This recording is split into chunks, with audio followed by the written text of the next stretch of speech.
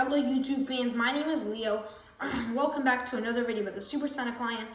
In this video, we will be talking about the story of the man who escaped the Soviet and survived 3 days and 3 nights in the Philippine Sea without dying. And before we get any further into this video, I do want to mention that only 32 of you have hit that subscribe button, and even though this is getting closer to our 50 subscriber goal, we are still making the fact that this is making you missing out on my videos, so why not solve that issue by hitting that subscribe button.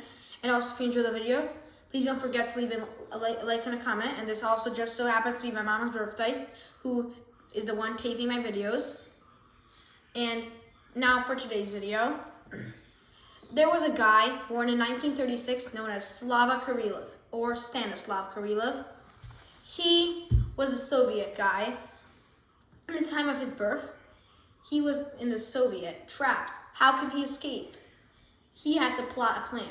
So let's talk about what happened in his defection, which is a term used for people who escape a territory with dictatorship, for example.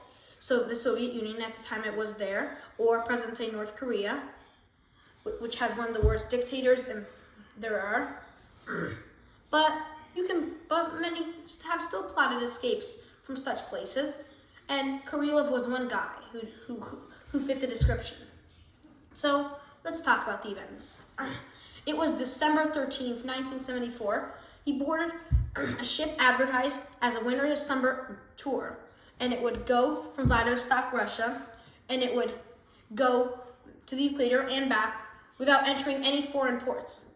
But, however, though, there were the fact that there would be some foreign ports in view, but you can't go there.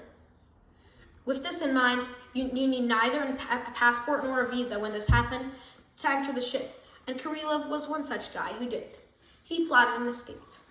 And the escape plotted that he would jump overboard with snorkeling fins and a mask so that he could escape and then swim towards the nearest land in the Philippine Sea. Plan plotted. But how could he avoid the nearby crew, as well as more dangerous, being struck by the propeller?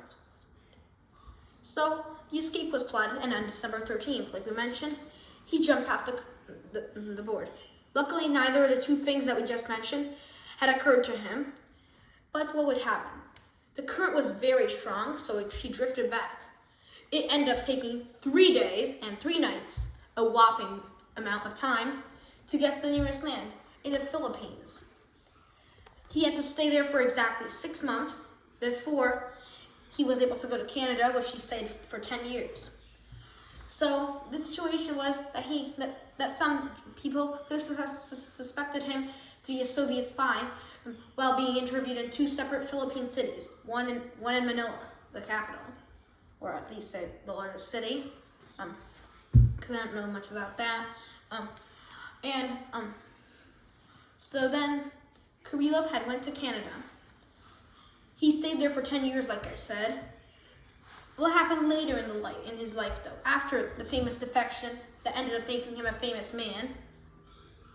He wrote a book about his adventures, and it's known as Path, and it is by Kurilov himself. He became an oceanographer, which is a person who explores the oceans.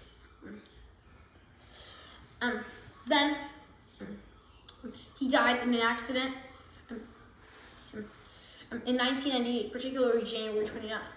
But in his early life, he had vision problems which prevented careers he originally had wanted, and he even swam across the largest tributary in the world, connecting Russia, Kazakhstan, and China. Kazakhstan and Russia were both Soviets, however, China, nope. So this is all the information we have for this video. Thanks for watching, and comment, like, and subscribe for more. Bye, and I'll see you next time.